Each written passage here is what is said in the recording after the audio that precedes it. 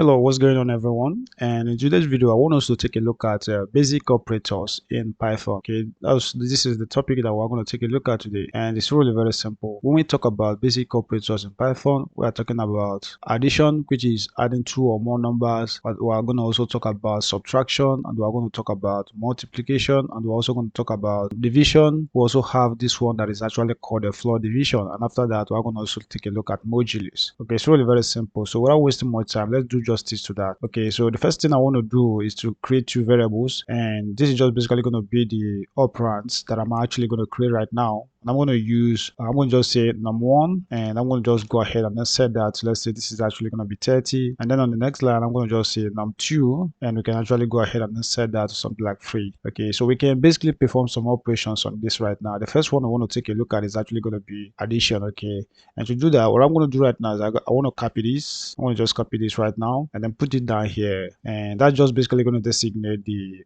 operation that I basically want to perform. Okay, so this is a comment right there, and we'll have just taking a look at the addition operator.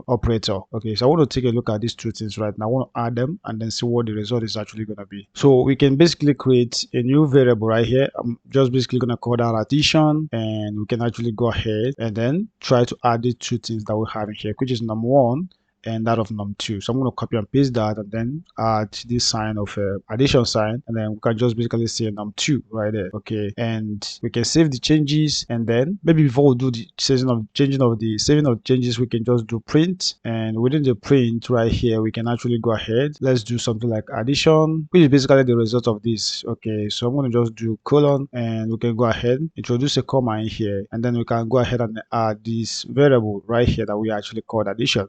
So what this means is that if we run this right now, we're going to get this printed on the screen, but then the result of the addition right here is actually also going to be get printed to the screen for us. Okay, so I'm going to just save the changes, and what I want to do is just right click on this, and let's go ahead and select run operators. And if you take a look in here, you see that was basically actually added. So this is addition, and then the result right there is actually 33. Okay, and if you take a look at our code, you see that is actually correct. Okay, because if you add 3 to that of the 30, it's actually going to give you 33. So that is it on working with that of the addition. The next one I want to take a look at is actually going to be let's take a look at it. That's actually going to be subtraction right here. Okay, so let me just copy this. And then if we get down there, the next thing I want to do, I want to create a comment in here. Of course, we basically need to also comment this out. So I'm going to just comment these two lines out right now to enable us work on the next one that I want to basically work on right now. So I'm going to just paste this, and I'm going to treat that as a comment. And then down here, to basically perform this, we're going to keep on using these numbers these operands that we have up here. Okay, I'm going to just keep on using them. And what we want to do right now is to just experiment with that of the subtraction. So I'm going to create a variable right here, and I'm going to just call that subtraction. So this is actually subtraction, and we can go ahead and then set that to be equal to basically these two numbers that we have in here. So this is basically going to be, we're going to just say num1, and we can add a subtraction sign right here, and then we can go ahead and then do num2 like this. Okay, and then of course I'm going to copy this right now, and then down here we can go ahead and then just do let's say we'll paste that, and then we'll change this to subtraction, and we're going to change this variable from what it is right now to subtraction. So I'm going to copy and paste subtraction right here, okay, which is basically the variable that we'll have up here.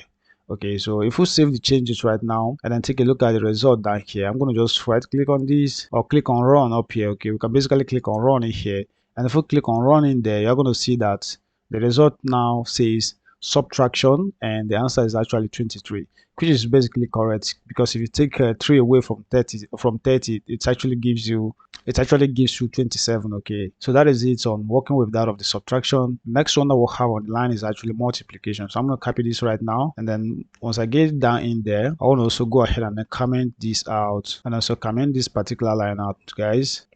And then we can go ahead and then paste the one that we just copied to the clipboard. Let me just take this away, let it be this way. And what I want to do right now is, first of all, let's create a variable which is actually multiplication, and we can just say something like multiply, and let's make sure we type multiply correctly, and we can set that to be equal to that of the num1. So this is actually going to be num1, and we can use the multiplication sign right here, and we can just say num2 like that. Okay, and that's just basically how to do the multiplication. However, we want to still print out the result on the screen for our users to see.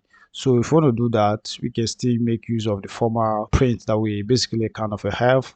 And I'm going to put that down here, and I'm going to just change this to multiplication, and we can go ahead and then change this to multiply. Okay, so I'm going to copy this variable in here, put it right here, and let's have that changes saved. And then if you click on play right here, you're going to see that if we multiply 3 by that of the 30, is actually going to give you 90. So that is actually correct. All right, so let's take comment out this few lines that we have in here. So I'm going to just go ahead and comment this, and also comment this particular one out, and we can basically I'm going to just let me copy this, or let me just first of all get the next thing that we want to actually work on, which is actually going to be the division. So I'm going to copy this right now, and then on getting down there, I want to go ahead and then paste that down here, which I'm actually going to also treat as a comment. So this is going to be this, and I'm going to paste that down here, and then I'm going to create a new variable that we're going to basically call the division. And let's go ahead and then make use of num1, and we're going to put forward slash, which is the sign of division, and we're going to just say num2 like that. Okay, and then down here we can go ahead and do the printing down here. So if I copy this and then put that right down there and change this to, let's call that division, and we can go ahead and then change this to division, so which is the variable that we have right here. So I want to copy that and then save the changes, and if we hit on play right here, I'm going to see that we have 10.0 right there. Okay, which is basically what the result should basically be. Okay, so that is it for division. So let's take a look at the next one, which is basically going to be the division floor down here. Okay, so I'm going to copy this, and then on getting to, if I get in down here, of course I will need to also comment these few lines out, guys. So this is going to be commented out just like that, and also we're going to also comment this one out. Okay, then I want to put a comment here and paste what I just copied to the clipboard, and then down here is really very simple. So it seems like I'm actually going to copy these lines, because what we want to do right now, it kind of looks just like it. So I'm going to comment this. So let's separate this a little bit, even right here. Okay, so we're basically working on the division floor right now, and what I'm gonna do right now is, let me just change this variable. So I'm gonna just call this something like division floor like that, and then to work on this, the sign is actually double forward slash. Okay, to be able to get division floor. Okay, then the next thing I want to do, I'm gonna copy this and then put it right here, and then I want to change this to let's add on to that. So let's call this floor.